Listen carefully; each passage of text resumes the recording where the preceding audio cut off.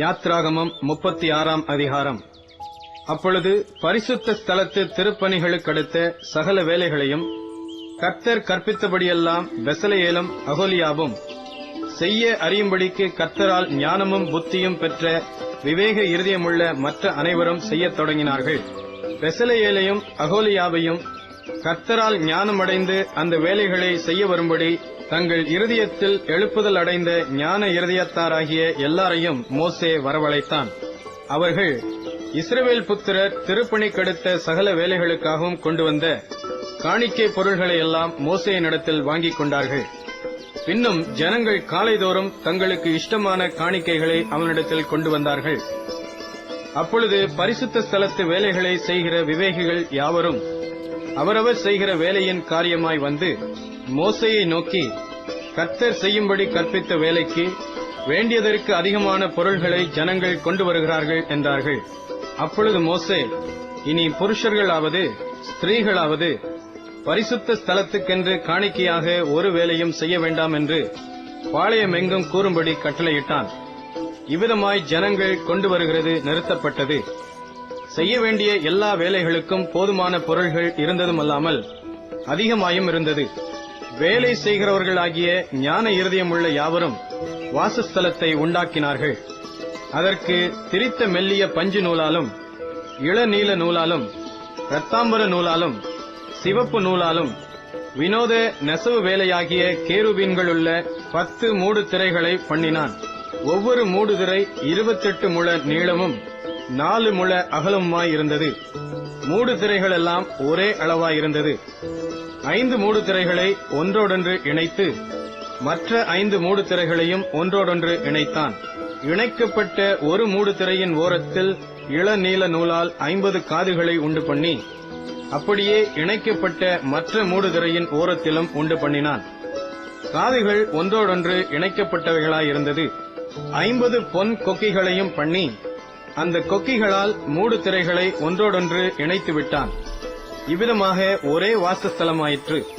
வாசஸ்தலத்தின் மேல் கூடாரமாக போடும்படி ஆட்டு மயிரினால் நெய்த 11 மூடு திரைகளையும் பண்ணினான். ஒவ்வொரு மூடு திரை 30 முழ நீளமும் 4 முழ அகலமுமாயிருந்தது. 11 மூடு திரைகளும் ஒரே அளவாயிருந்தது. 5 மூடு திரைகளை ஒன்றாகவும் மற்ற 6 மூடு திரைகளை ஒன்றாகவும் இணைத்து இணைக்கப்பட்ட ஒரு மூடு திரையின் ஓரத்தில் 50 காதுகளையும் இணைக்கப்பட்ட மற்ற மூடு திரையின் ஓரத்தில் 50 காதுகளையும் உண்டாக்கி கூடாரத்தை ஒன்றாய் இணைத்துவிட 50 வெண்கல கொக்கிகளையும் உண்டாக்கினான். சிவப்பு தீர்ந்த ஆட்டுக்கடா தோலினால் கூடாரத்துக்கு ஒரு மூடியையும் அதன் மேல் போட தகசு தோலினால் ஒரு மூடியையும் உண்டு பண்ணினான். வாசஸ்தலத்துக்கு நிமிர்ந்து நிற்கும் பலகைகளையும் சீத்திம் மரத்தால் செய்தான். ஒவ்வொரு பலகையும் 10 முழ நீளமும் 1.5 முழ அகலமுமாய் இருந்தது. ஒவ்வொரு பலகைக்கும் ஒன்றுக்கொன்று சமதூரமான 2 கழுந்துகள் இருந்தது. வாசஸ்தலத்தின் பலகைகளுக்கெல்லாம் இப்படியே செய்தான். வாசஸ்தலத்திற்காக செய்யப்பட்ட பலகைகளில் தெற்கே தென் திசைக்கு 20 பலகைகளை உண்டாக்கி அந்த 20 பலகைகளின் கீழே வைக்கும் 40 வெள்ளி பாதங்களையும் உண்டு பண்ணினான். ஒரு பலகையின் கீழ் அதன் 2 கழுந்துகளுக்கும் 2 பாதங்களையும் மற்ற பலகையின் கீழ் அதன் 2 கழுந்துகளுக்கும் 2 பாதங்களையும் பண்ணி வைத்து வாசஸ்தலத்தின் மறுபக்கமாகிய வடபுறத்தில் 20 பலகைகளையும் அவைகளுக்கு 40 வெள்ளி பாதங்களையும் செய்தான். ஒரு பலகையின் கீழ் 2 பாதங்களும் மற்ற பலகையின் கீழ் 2 பாதங்களும் செய்தான். வாசஸ்தலத்தின் மேல்புறத்திற்கு 6 பலகைகளையும் வாசஸ்தலத்தின் இரு பக்கங்களில் உள்ள மூலைகளுக்கு 2 பலகைகளையும் செய்தான். அவைகள் கீழே இசைக்கப்பட்டிருந்தது. மேலேயும் ஒரு வளையத்தினால் இசைக்கப்பட்டிருந்தது. 2 மூலைகளிலும் உள்ள அவ்விரண்டிற்கும் அப்படியே செய்தான். அப்படியே 8 பலகைகளும் அவைகளுடைய ஒவ்வொரு பலகையின் கீழ் 2 பாதங்களாக 16 வெள்ளி பாதங்களும் இருந்தது.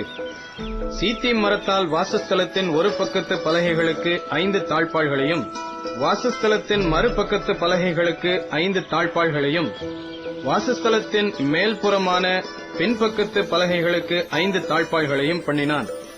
நடுத்தாழ்பால் ஒரு முனை தொடங்கி மறுமுனை மட்டும் பலகைகளின் மையத்தில் உருவ பாயும்படி செய்தான். பலகைகளை பொன் தகட்டால் மூடி தாழ்பாள்களின் இடங்களாகிய அவைகளின் வளையங்களை பொன்னினால் பண்ணி தாழ்பாள்களை பொன் தகட்டால் மூடினான்.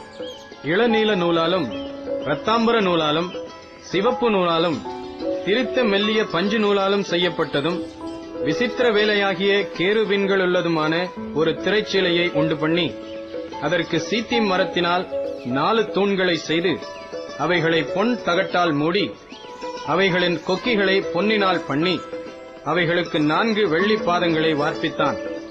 கூடார வாசலுக்கு இளநீல நூலாலும் இரத்தாம்பர நூலாலும் சிவப்பு நூலாலும் திரித்த மெல்லிய பஞ்சு நூலாலும் செய்த சித்திர தையல் வேலையான ஒரு தொங்கு திரையையும் அதன் 5 தூண்களையும் அவைகளின் வளைவாணிகளையும் உண்டாக்கி அவைகளின் குமிழ்களையும் வளையங்களையும் பொன் தகட்டால் மூடினான்.